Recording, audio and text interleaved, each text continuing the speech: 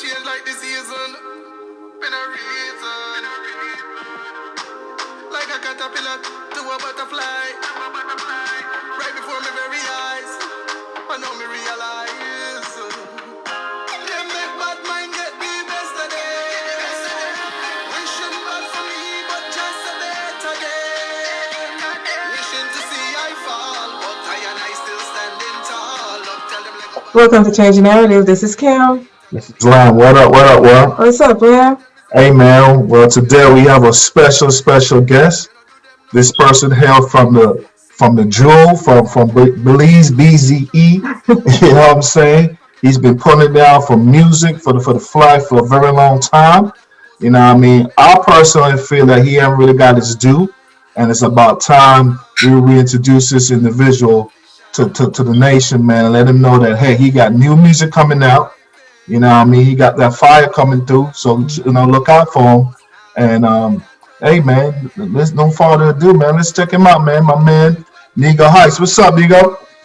Blessed, and greetings, one and all. Yes, sir, yeah. What's up, man? How you been? Hey, we just been living life, facing the struggle like everybody else and making the most of it. Yes, sir. That's for sure. Well, why don't you start off by just telling the world a little bit about you? Well, it is Nego Hights, the warrior. So first of all, I'm a human being. I'm a black man, Belizean, born, raised, reggae artist at this point, living in the US, still representing for the homeland, still have love for my peoples. Right now, we're deep in reggae music, whether it's dancehall or reggae, but we're definitely deep in the music right now. We grinding hard to drop a new project. First project was dropped in 2013, Judgment Morning. So right now we're getting ready to release our next project. This is going to be a dancehall project called Top Secret. So we definitely try to take it up a notch to another level and get on the world stage and compete with the big dogs, so to speak. Yes, sir. Yeah. So Nego, so tell me, man, let's get it back to the grassroots, man. Where exactly in Belize are you from? Well, I'm from the northern part of the country, as some people call it, but I call it the central part of the country. I'm from a village called Biscayne, which is like right on the northern highway between, I'd say, the Crooked Tree Junction and Sand Hill, to be kind of exact, Yeah, I got an aunt out there, man. I got an aunt in Biscayne right now, man. So I finally know what Biscayne is, man. Out there. Yeah, Yes, sir. So you're from Biscayne. So what high school did you came out of in Belize, man? I graduated from EPR, which is Sec 1 as them call it. EPR. Yeah, so you familiar? So I got a bunch of my boys down there, man. Elvin Baptist and Jeremy Gill. That's my cousin. Guys, man. Elvin's your cousin? Yeah. Oh, man, small one. That's my dog, man. Yeah. Elvin's my cousin, man. That's my dog. Yeah, Edward and Yeah, that's my man. So what's up, man? Nego, you and I go way back. And one of the things that I'm curious we've been in the same circle for a long time because we like sports. We like, the things that we do in the villages, like on the weekend, we hang out, go to sport events and that kind of stuff, whether it's soccer, cricket, baseball, softball, whatever it is, volleyball, we out there doing it. So it's always been around in the community and always been building links with neighboring communities, So, I mean, for me, it's just a joy, Right. So how do you got into the music? Like how do you motivate you to get into the music to start with? It's a crazy story, bro. For me, the music came out of like some serious events. For one, I had a favorite artist that inspired me all through high school, and when I got to the point of graduating and leaving and coming to America, he started making some type of music I wasn't proud of and I didn't expect of him as a Rasta Virgin. I was like, yeah, this is not the type of thing. And then it kind of pushed me to think to myself that if my favorite artist is going to be making this kind of music, then I should be probably making my own music then, because then I'm no longer impressed with the quality of work that he's putting out. I mean, as far as lyrical content. And so I started writing and start just, practicing to myself and feeling stuff. And then one day, like, luck would have it, you're out in the streets and things reach you eventually. And I found myself in a place where I was locked up for a minute and I was faced with a bag of charges and these type of thing. And it looked like it would have spiraled into about like 15 to 20 years. Wow. And so while I was in there, I said, yo, Father, so we grow up different, we bring up different, we know better. Certain things is not I shouldn't be here. Then this shouldn't be me. So Right. Right. in there, I had time to reflect for a minute, and I was like, Father, if me ever walk out of this right now, it's like a whole different meditation, a whole different me, a change being, change individual, So, Right. like miracle, end up get someone and say, yo, forward to the front desk, got my stuff, and I was like, get out of here. I would say, what? You sure? Right. And they was like, Yeah. yes, get out of here. So Right. me, reach back to the block, and I, sleep that night, woke up next day, someone, my brethren, then about like 15 of us. And I was like, yo, brethren, good news and bad news. Good news is I'm free. Bad news is I'm leaving You out. whatever it is that caused me to be where I was. Right. So, and that includes friendship. If you all are not serious about making a change to, I'm willing to lose friends for this, because at that point I realized that coming from a small village, one main road, now you're at a big city with all these lights, all these highway, all this major stuff, and you have this opportunity where you could be anything, or you could become great and successful. And here it is. I was about to throw that away and throw away my whole entire life and everything my mom struggled so hard to build within me as a human, the character, to build this character that I was, because I was supposed to be this decent, law-abiding citizen based on what my mom did, What? So I started reflecting on all these things, and I was like, at some point I can't find myself going back to Biscayne in a box, and I can't find myself going back to Biscayne depending on nobody with my hands to my side. I'd be like, I can't help myself, or I ruin the opportunity that people would die for in some other countries.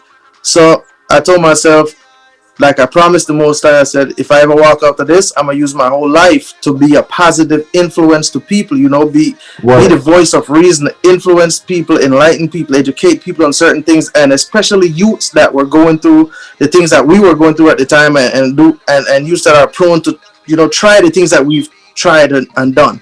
So, once I relate that to my friends, everybody laughed and they thought it was a joke, and they was like, yeah, tomorrow you're going to be out here with us banging again. This, I was like, no, bro, it ain't happening. So I went home that day, and I told him this the next day, and I had my braids in and stuff, and I loosed my hair out the same day, and I started twisting it up.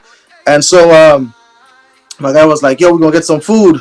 He's like, what you getting? He said, yo, we're getting some fried chicken. I said, I'm good upon the flesh, load the flesh, done with that.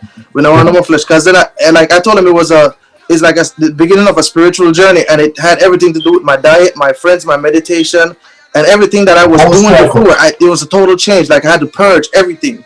Yeah, the whole circle got to be purged. The whole thing. I had to reconfigure my whole life and where I was at and what I wanted to do with the rest of my life. And so we get that discipline from them. Like that just come naturally, bro. Like the way you sounding right now is like I wish people back home, I mean, they'll be hearing this, but to come with that vibes, like this is what I'm going to do and actually do it. You know what I mean? You're saying it, you know what I mean? But you don't understand how hard that is mentally. I kind of find that too, because a lot of people tell me that like it's impossible, you can't do it, and I was like, what you mean you can't do it? I'm in control of this vessel, I'm in control. And that's the thing. I think that's one of my strong points as an individual. Like I realize that I'm in control, and whatever happens to my body is like I'm the one that's responsible for it. So I tend to, if I say I'm going to do this, then I do it, especially when it comes to my body. Or if I tell you that over 20 years I haven't taken any medication or do anything like that because I chose not to, and I told myself I'm not going to bend on that. And it's just like about probably a year now, I told myself I was going to stop drinking juice and anything with sugar in it. I don't care if it's natural juice. I don't want it, just water. And I've been doing that ever since. The thing is the discipline, I think, comes from my upbringing too, because my mother was Seventh-day Adventist, brother, and that means if the sun set Friday evening at 4:30, you better in the house, and everything lock off, everything pertaining to the world lock off. So I mean, I guess that was a part of the discipline that I got from growing up, the upbringing. It allowed me to be this disciplined person where if I said I was going to do this or I'm supposed to do this, then it's done. So I mean, for me, when I said I was going to cut off friends, I cut off friends. I stopped doing everything that contributed to where I was at that time. And I just start doing music, and I start writing more. I start buying like them yellow notepads, and I start just flipping them like every 2-3 weeks. I was going through like one of them, just writing stuff. And I used to take the train every day to go to work, and I would write on my way, like a whole hour and a half ride. I would write, come back home and even write, sit up, just write. And I Wow. wasn't even recording what I was writing, but I was putting melodies to them. I was practicing. I was, that stuff. And then So one who day I was, taught you? Who taught you that? Who taught you how to put words together? Not, I mean, put words together is fine, but actually how to harmonize, do put melodies, and actually put on a well, beat, put on a wax. How do you get the to that thing So point? is, how did you get from writing to recording? To get those to well, be the on thing wax. is, I realized that there was a trick. Like as humans, we Right. learn when things are catchy and repetitive. Right. So I start making these little hooks that were just so catchy that if a child heard it, they would start singing. Right. And anybody hear it, it would just catch on to them because I realized like all the nursery rhyme songs and all that stuff Right. had something about it where you hear it once and it's like you're hooked. Yes, catchy. So Yeah. I tried to kind of like mimic that style of writing when I started doing hooks, and then I went to and at that time I was hanging out with Donkey Man Hard, and I told him I was like my interest in music, and he was like, "Man, you should just come on one day. I'll record you." And I was like, "For real? The great Donkey Man, you gonna record me? I've never Right. recorded anything before. I'm nervous. I'm scared of everything, but I want to do Right. it." And he was like, "Just come by." Went over there and we recorded something. I told him I had this one song I wrote and me and him could do it, and he was like, "Okay, fine." And I thought he was just saying that just to to egg me on, and then Right. he was like, Right. "No, for real, we're gonna do it." And then he did it. He did his part. He was like, "Yo," he's like, "Yeah, I like how you write. I like nice lyrics, this that," because I wrote it and he sung the part I wrote and everything. And it was like, "Okay, Right. your turn now." And I went there and I tried it the first time and second time and third time, and like by the fourth time I was like, "Okay, I'm getting the hang of this. I like it." He's like, "Yeah, just keep on going. Don't worry about nothing. This is a studio. Right. You make all the mistake you want, fail if you Right. want, but this is Right. where you gonna learn."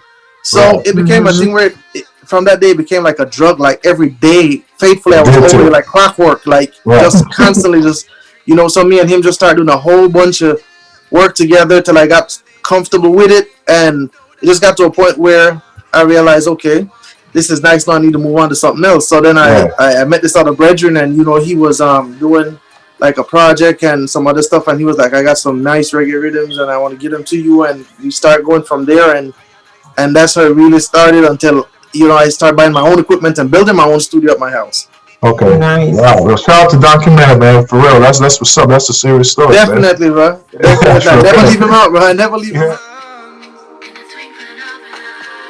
Like a caterpillar to a butterfly. I know me realize.